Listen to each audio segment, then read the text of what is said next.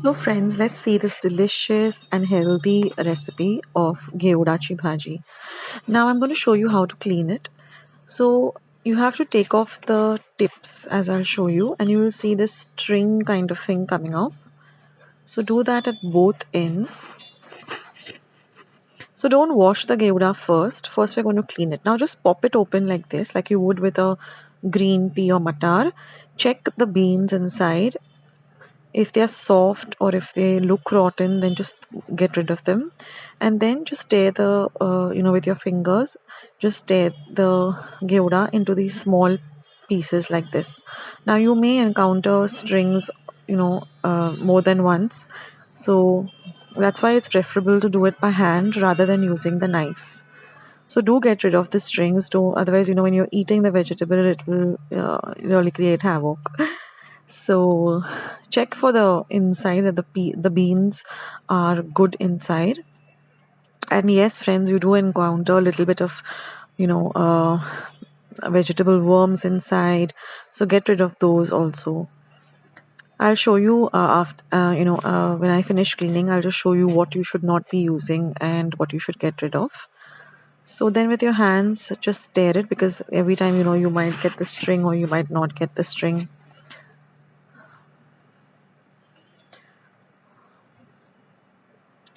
So this is a real healthy vegetable and which you can include in your diet.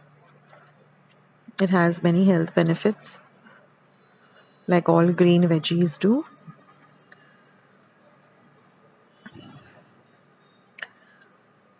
So, while I was cleaning, the ones over here luckily were all very good, but I just had about two or three which had a little bit of, rotten beans inside. Some of them did have vegetable worms, about just one or two. So I had to throw those out, but I will show you what you should get rid of.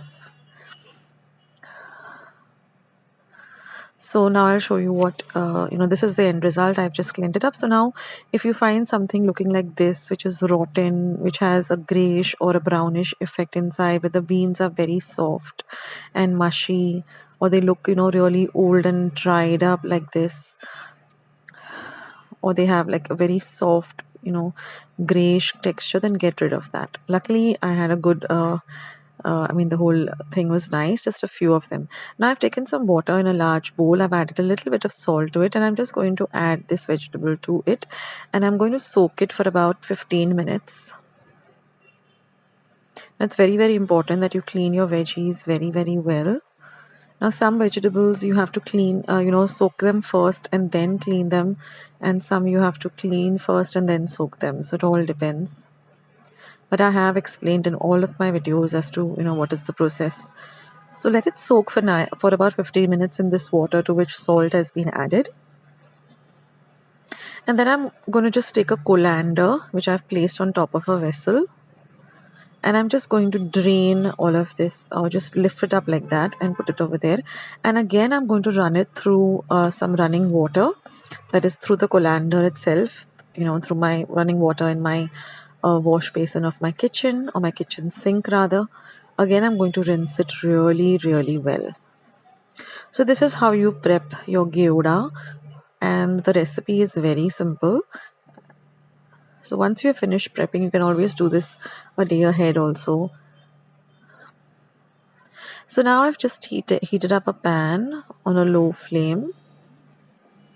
To that I'm going to add about 1 tablespoon of oil. Now once the oil is nice and hot, we're going to add our other ingredients, our 40 or tadka ingredients, which is half a teaspoon of mustard seeds or mohri or rye. Let them splutter well. When they begin to splutter, you're going to add half a teaspoon of cumin seeds or jeera. Next, I'm going to add half a teaspoon of asafoetida or hinga and half a teaspoon of turmeric or haldi powder.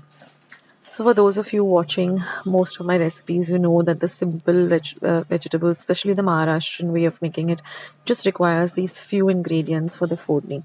So now mix everything really well in the oil, and you're going to add your cleaned up gouda to it, or flat beans, and you're going to mix everything really, really well together.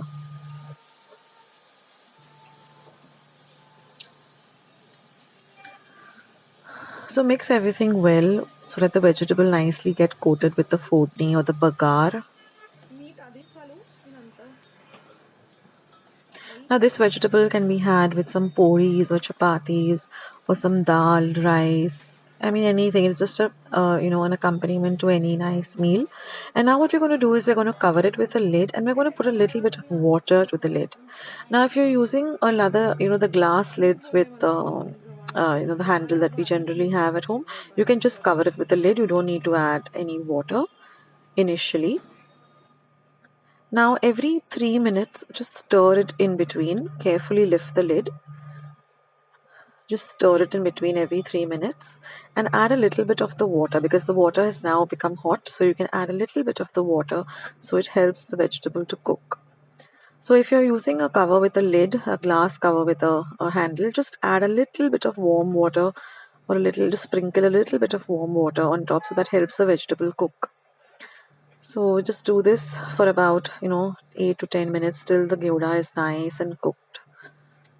It takes about 8 to 10 minutes on a low flame. Never cook on a high or flame. Always cook on a low flame so the vegetable gets nicely cooked. Now you can see that the Ghevda is nicely cooked. It becomes a darker green color when it's cooked. So now we're going to add all the lovely seasonings. So I'm going to start by adding salt to taste. Now always add a little salt initially, otherwise then you can always add the salt later after you've tasted it. Never add too much salt because very salty food is not good for health and nobody likes to eat extra salty food. Now I'm just going to add half a teaspoon of red chili powder. Then I'm going to add 1 teaspoon of goda masala or kala masala. I have my homemade goda masala recipe. I'll leave it in the link below. If I forget to do so, just type goda masala akshatas recipes in the YouTube search button and you will find it. That's the easiest way to find my recipes. Just type the recipe. Like you're looking for upma, just say upma akshatas recipes and mine will pop up. So now I'm going to add 1 tablespoon of ghee or jaggery. If you're not used to using ghee or jaggery, you can even add a pinch of sugar. A little sweetness, elevates the flavor of this dish. And we're just going to cook everything for another 2 minutes till everything really comes together nicely. Now you could add some grated coconut also for garnish, but I didn't want to add it. I just like to have it plain like this. And your Ghevda Bhaji is all ready, guys. So I hope you will try out this recipe and do leave your comments in the comment section below. I'll catch you in my next video. Take care. Bye. I hope you liked today's recipe as well as today's video, and if you would like to see more videos like this, then don't forget to leave this video a big thumbs up. Also by clicking the thumbs up icon. Also don't forget to subscribe to my channel and become a part of Akshata's Recipes. Once you have subscribed, there is a small little bell icon that will pop up, so just click on that. That way whenever I put up a new recipe or a new video, you'll get a message for the same. So on that note, I'll say bye and I'll catch you in my next video sooner than you think.